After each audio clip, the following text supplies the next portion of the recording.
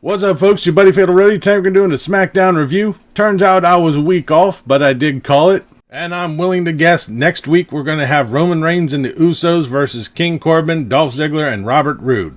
Watch. I bet that's going to happen. We opened right up with the Usos and Roman Reigns versus King Corbin, Dolph Ziggler, and Robert Roode. Early on in the match, Jimmy Uso is taken out with a knee injury. Now it's a 3-on-2 handicap match. Jey Uso gets worked over, tags in Roman Reigns, who blows through everybody, but soon numbers get the best of him. Towards the end, Jimmy Uso returns, gets a hot tag. Then all hell breaks loose with Baron Corbin and Roman Reigns fighting through the crowd. Jimmy Uso gets a splash on Robert Roode, gets the pin. Thankfully, they got rid of this train wreck early. In an on-stage interview with Michael Cole and Lacey Evans, she says she wants to be a role model. She then gets jumped by Bayley. We go backstage where Carmella and Dana Brooke are talking about their chances at the Royal Rumble. The fight between Evans and Bayley keep going on backstage, which brings us on to our next match. Nikki Cross and Alexa Bliss versus Fire and Desire. This match really didn't get off the ground because as soon as the bell rang, Lacey Evans and Bayley come fighting down the ramp into the ring. All hell breaks loose and the match is called off. We then have Elias in the ring wasting time, calls out Braun Strowman to do a duet with him to waste more time. Thankfully, they're interrupted by Sami Zayn, Shinsuke Nakamura, and Cesaro for their next match. And oh my god, Elias is finally in a match.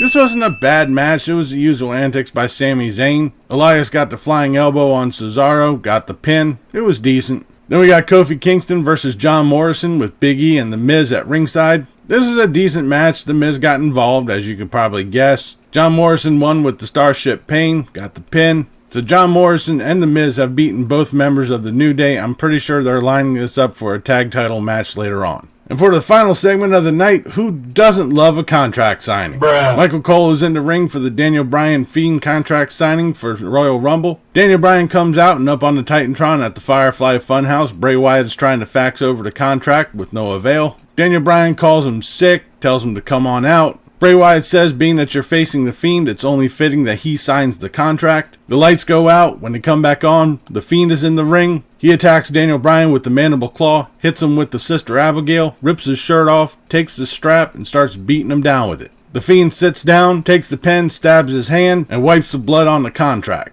Lays the contract down beside Daniel Bryan. The lights go out. When they come on, he disappears. We end tonight's SmackDown with Daniel Bryan leaning up against the ropes, which I'm pretty sure this means Daniel Bryan's going to be winning. For the go-home show for the Royal Rumble, this was, it wasn't all that great. Thank God they started off the 6-man tag early. Out of the whole night, only 2 matches were pretty decent, and we still don't know half the people who are going to be in the Royal Rumble. Don't you just love it when they just leave everything up to the last minute? But that'll do it for this episode of SmackDown Review. I'll be back on Sunday for the Royal Rumble results. Leave a comment down below what you thought of tonight's SmackDown, what you thought about this video. If you liked it, please give me a thumbs up. Don't forget to share and subscribe. I've been Fatalroadie. You've been awesome. Thank you very much for watching. And remember, if it's too loud, you're too old. See ya.